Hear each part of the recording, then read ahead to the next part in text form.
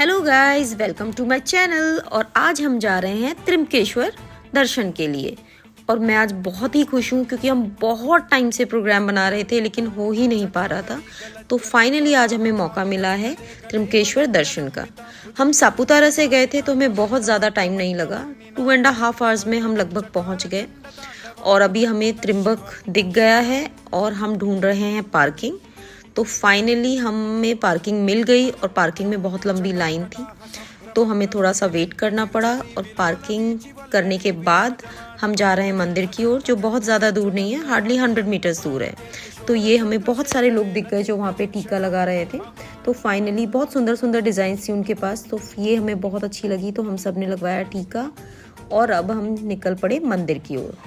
मंदिर में जाते वक्त शुरू से ही मुझे ये शॉप्स बहुत ही पसंद आती हैं। यहाँ पे डिफरेंट टाइप का बहुत सुंदर सामान मिलता है।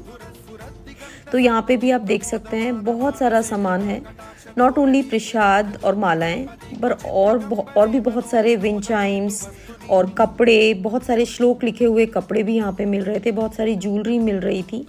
तो ये सब मुझे बहुत ही अच्छा लगा। तो धीरे धीरे मैंने सारी शॉप्स अच्छे से देखी और आगे हम बढ़ते रहे।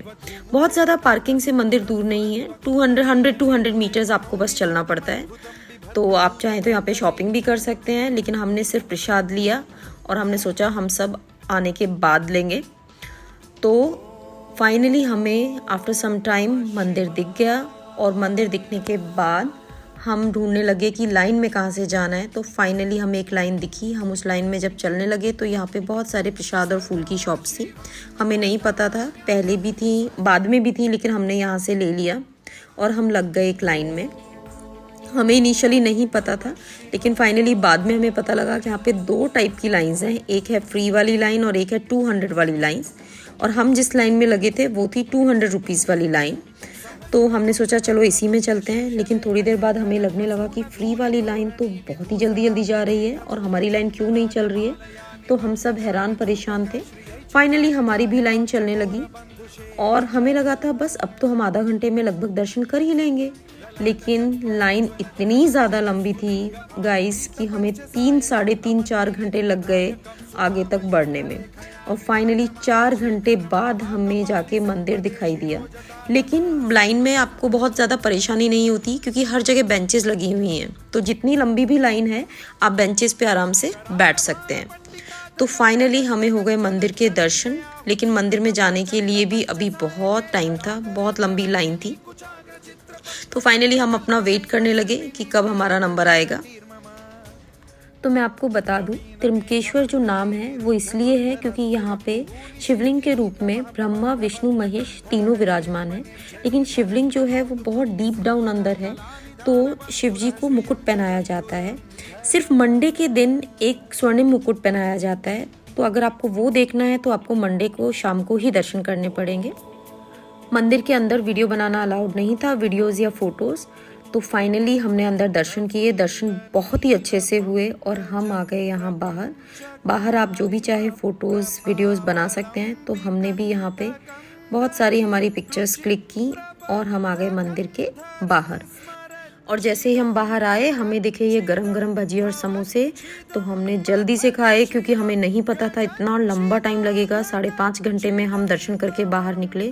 और जब मैं बाहर आई गाइस तो मैंने देखा ये लाइन बहुत लंबी थी। सुबह जहाँ से हम लगे थे वहाँ से 1.5 किलोमीटर आगे तक ये लाइन थी। तो मुझे बहुत लग रहा था कि इन बेचारे लोग जो लाइन में लगे हुए हैं, जब हम 5 घंटे में दर्शन किए तो इन लोगों को कितना ज़्यादा टाइम लगने वाला है। आई एम श्योर इनका नंबर 6-7 घंटे से पहले नहीं आएगा। और फिर जब हम निकले त्रिम्बक से तो रास्ते में हमें दिखा ये छोटा सा झरना, वो हमने कैप्चर किया।